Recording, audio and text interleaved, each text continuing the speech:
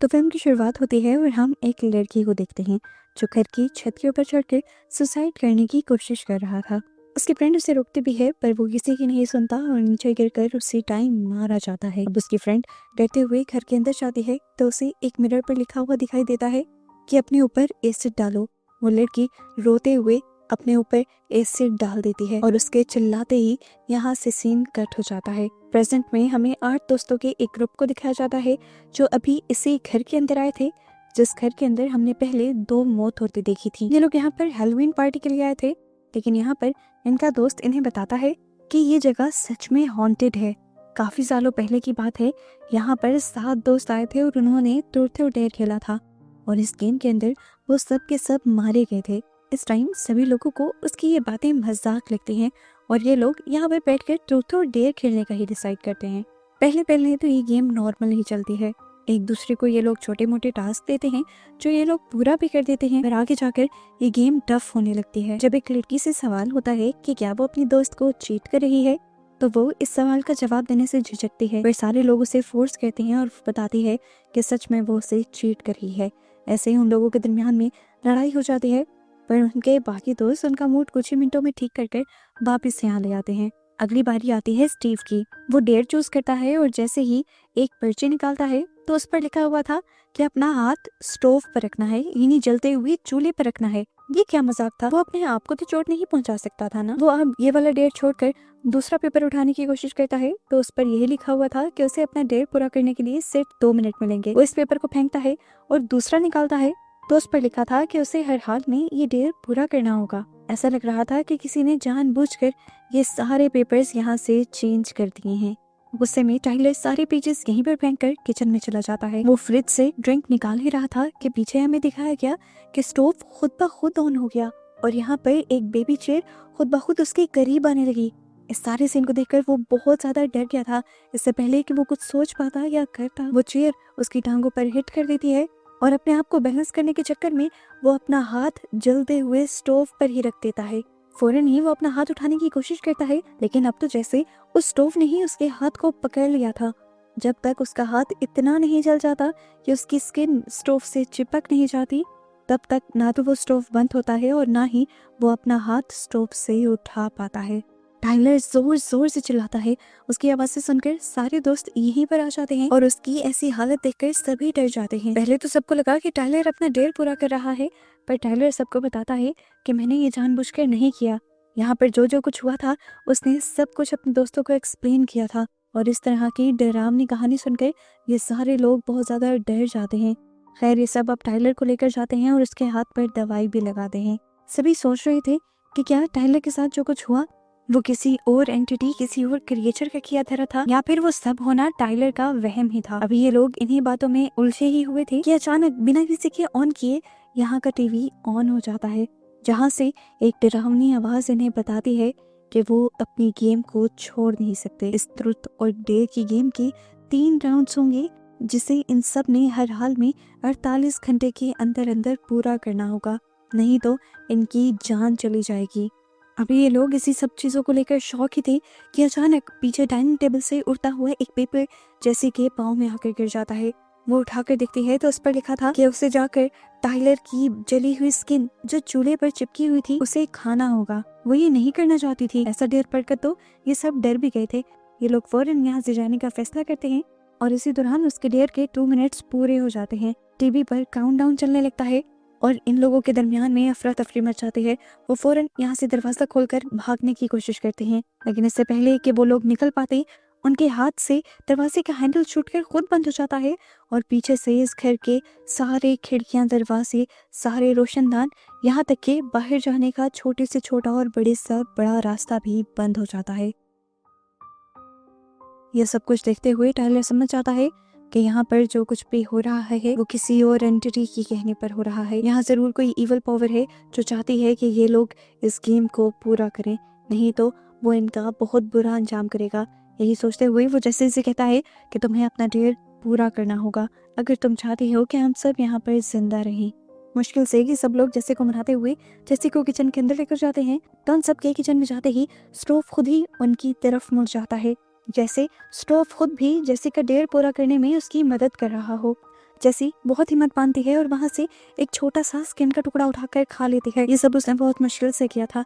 उन्हें लगा कि देर पूरा हो गया, लेकिन तभी यहाँ पर एक लैंडलाइन बजने लग जाती है। जैसे कि फ्रेंड जब फोन उठाती है तो फोन की दूसरी तरफ एक भयानक आवाज उसे बताती है कि जैसे को वहाँ पड़ी हुई सारी स्किन खानी होगी, डेढ़ तभी पूरा होगा। जैसे ही वो लड़की जेसी को ये सब बताती है तो यहाँ की लाइट्स उसी टाइम फ्लिकर करने लगती हैं। चीजें इस तरह हिलने लगती हैं जैसे यहाँ पर ज़लज़ला आ गया हो।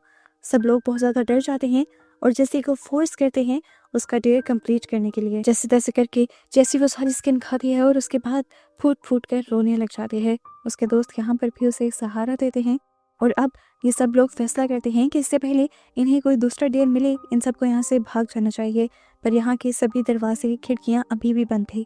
यहाँ से निकलने का ये लोग कोई दूसरा रास्ता भी सोच रहे थे कि पीछे से इन्हें पियानो के बजने की आवाज़ आई। डर कर सभी लोगों ने पियानो की तरफ देखा। वहाँ पर लाल रंग से कुछ लिखा हुआ था। पास जाने पर पता चला कि उन्हें वार्निंग दी जा रही थी उनके राउंड को कंप्लीट करने की। अगला डेयर यहाँ पर टाइलर के बचपन के दोस्त के लिए था। उसे बिजली की तारों को पकड़ना था। डेयर के पड़ते ही यहाँ पर 2 बिजली की तारें नीचे लटकने लगती हैं, जिन्हें देखकर वो लड़का बहुत ही ज्यादा डर जाता है।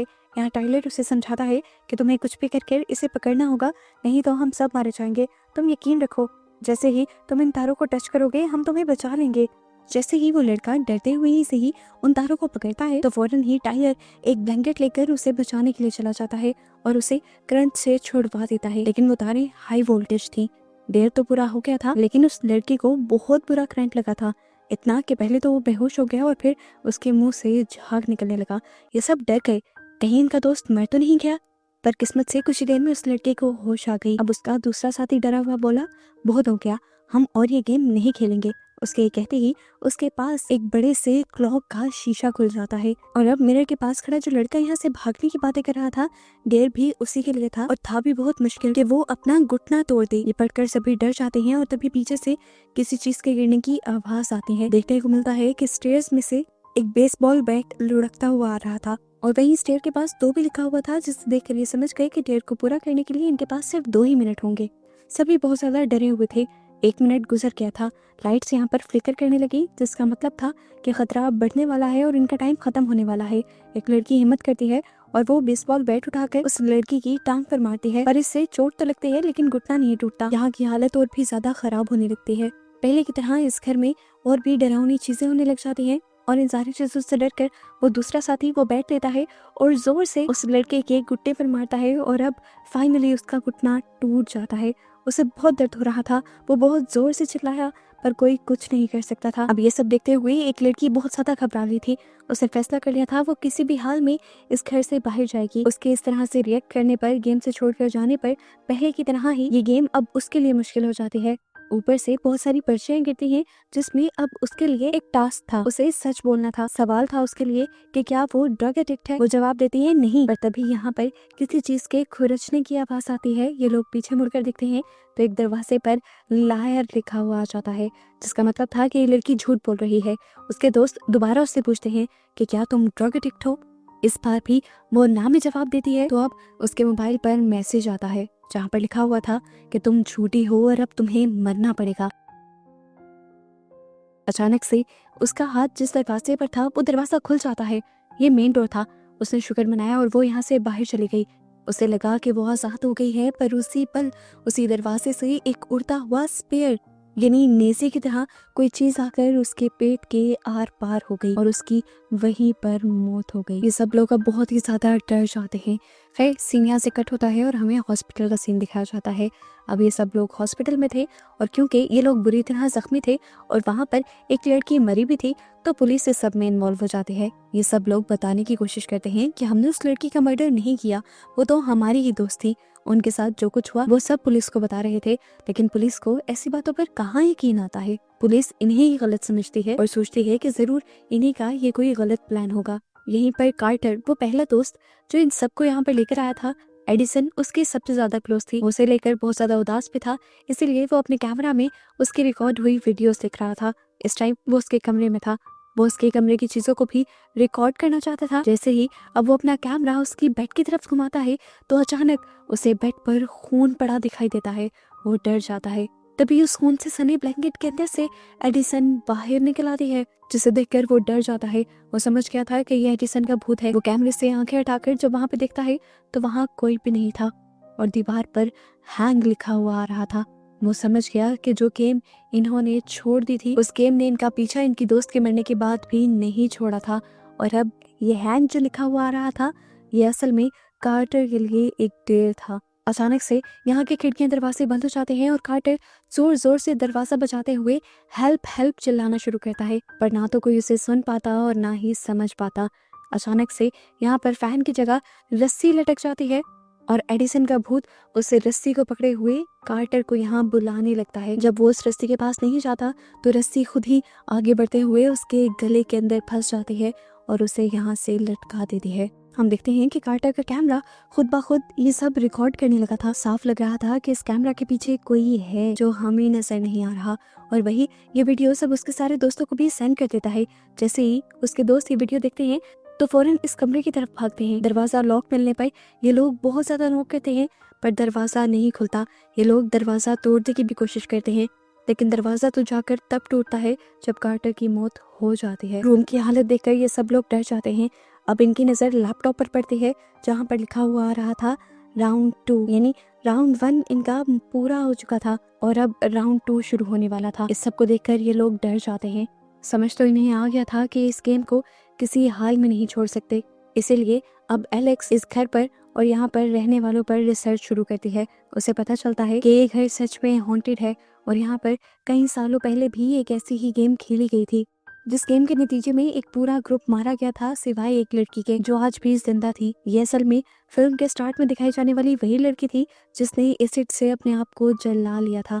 ये लोग उसका घर ट्रेस करते हुए उसके घर जाते हैं और इससे उस गेम के बारे में पूछते हैं। वो लड़की भी यही बताती है कि तुम इस गेम से और इस गेम के शैतान से अपना पीछा नहीं छुड़वा सकते। तुम्हें इस गेम को पूरा करने के लिए एक दूसरे का साथ देना होगा, नहीं तो तुम सब मर जाओगे। और बेहतर है कि तुम इस गेम को उसी घर के अंदर पूरा करो, तब तुम्हारे इस गेम को जीतने के और ज्यादा लोगों के जिंदा बचने के ज्यादा चांसेस होंगे। उसकी बात मानते हुए ये लोग अब उस घर में वापिस आ जाते हैं और यहाँ पर सबसे पहले ल्यूक को अपना डेयर मिल जाता है। वो जो मैगजीन पढ़ा था उसमें सारी चीजें मिल जाती हैं और वहाँ पर बस एक चीज लिखी हुई आ जाती है, रॉब अ गैस स्टेशन, यानी तुम गैस स्टेशन पर जाकर डकैती करोगे।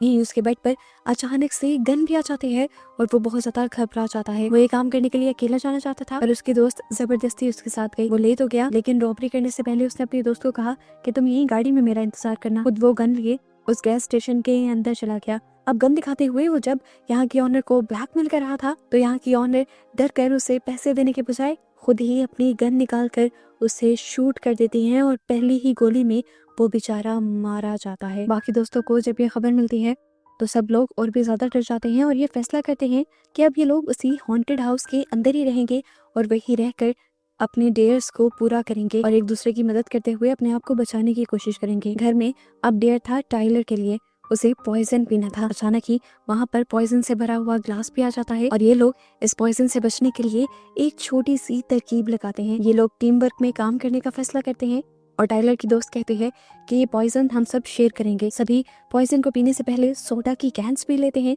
जिससे इनका स्टमक बहुत ज्यादा फुल हो जाता है और उसके बाद वो पॉइजन पीते हैं और फौरन ही वॉमिट कर देते हैं, जिनसे इनका डेयर भी पूरा हो जाता है और इनकी जान भी नहीं जाती। अगला डेयर अब मैडी के लिए आता है। उसे 2 दांत निकालने थे। उसके इस डेयर के मिलते ही यहाँ पर एक प्लास भी आ जाता है, जिसे देखकर वो घबरा जाती है। अब जैसे पहले उसने टाइलर का साथ दिया था, इस मर्तबा टाइलर उसका साथ देने का फैसला करता है और सबसे पहले वहाँ से प्लास उठाकर अपना दांत निकाल देता है, जिसके बाद हिम्मत करते हुए मैडी भी अपना दांत निकाल देती है और इस तरह ये डेयर भी पूरा हो जाता है। अगला डेयर एक दूसरी लड़की को मिलता है। उसे 3 मर्तबा अपने आप को शूट करना था। यहीं पर गन भी आ जाती है। वो लड़की डरते हुए गन उठाती है, लेकिन मैडी कहती है नहीं, हम इस डेयर को भी एक साथ पूरा करेंगे, एक एक करके हम लोग खुद को शूट करेंगे। सबसे पहले जिस लड़की का ये डेयर था वो ये पूरा करने की कोशिश करती है और अपने आप को शूट करती है, पर गोली नहीं चलती। इस तरह दूसरी बारी पर भी दूसरा साथी गोली से बच जाता है और तीसरी बारी आ जाती है मैडी की। वो जानती थी कि पिछली 2 मरतबा गोली नहीं चली तो अब गोली चल जाएगी और वो मारी जाएगी। इससे पहले कि वो अपने आप को शूट कर देती, टाइलर उसके हाथ से गन छीन लेता है और अपनी कनपट्टी पर रखकर बिना कुछ सोचे अपने आप को शूट कर देता है। गोली उसके सर के आर पार हो जाती है और वो वहीं पर मारा जाता है। अब इनके ग्रुप में एक ही लड़का रह गया था जिसे एक बहुत ही खौफनाक डेयर मिलता है कि उसे अपना एक्सीडेंट एक गाड़ी से करवाना है। डेयर को पूरा करने के लिए 2 मिनट थे और बाहर तो कोई गाड़ी भी नहीं थी। उसकी दोस्त उसकी हेल्प करने का डिसाइड करती है और बाहर जाकर एक गाड़ी को स्टार्ट करने लगती है, लेकिन वो गाड़ी उससे स्टार्ट नहीं होती और डेयर का टाइम खत्म हो जाता है। जिसके बाद वो गाड़ी खुद ही चल जाती है और जहाँ पहले बस उस लड़के की टांग जख्मी होनी थी डेयर के जरिए, अब वो गाड़ी पूरी की पूरी लड़के के ऊपर चढ़कर वो लड़का इस डेयर के दौरान मारा जाता है। बेचारी अब बस 3 लड़कियां बची थी जो रो रही थी। वो भी अब जान गई थी कि उनकी जान नहीं बचने वाली। अब ये लोग रो ही रहे थे कि उनकी एक साथी के लिए भी डेयर आ गया। उसे नीचे बेसमेंट में जाकर अपने आप को जंजीरों से बांधना था। इन्हें तो अभी तक बेसमेंट का रास्ता भी नहीं पता था और टाइम इन्हें 2 ही मिनट का मिला था। 2 मिनट तो इन्हें बेसमेंट को ढूंढते हुए ही लग जाते हैं और इससे पहले कि वो लड़की अपने आप को जंजीरों से बांध पाती, डेयर का टाइम पूरा हो जाता है और उसे डेयर ना पूरे करने की सजा मिलती है। अचानक यहाँ पर बहुत सारे कॉकरोचेस आ जाते हैं जो उसके ऊपर हमला कर कर उसे मार डालते हैं। आखिर पे अब बस 2 लड़कियां रह गई थी। ये दोनों घबराई हुई थी, चाहती थी कि अब इन्हें पहले से मुश्किल डेयर मिलेगा और सच में ऐसा हुआ भी। अब की बार एलेक्स को डेयर मिला अपनी बॉडी के 7 पार्ट काटने का। ये बहुत ही भयानक डेयर था। टाइम भी कम था। उन्होंने फौरन काम करना शुरू किया।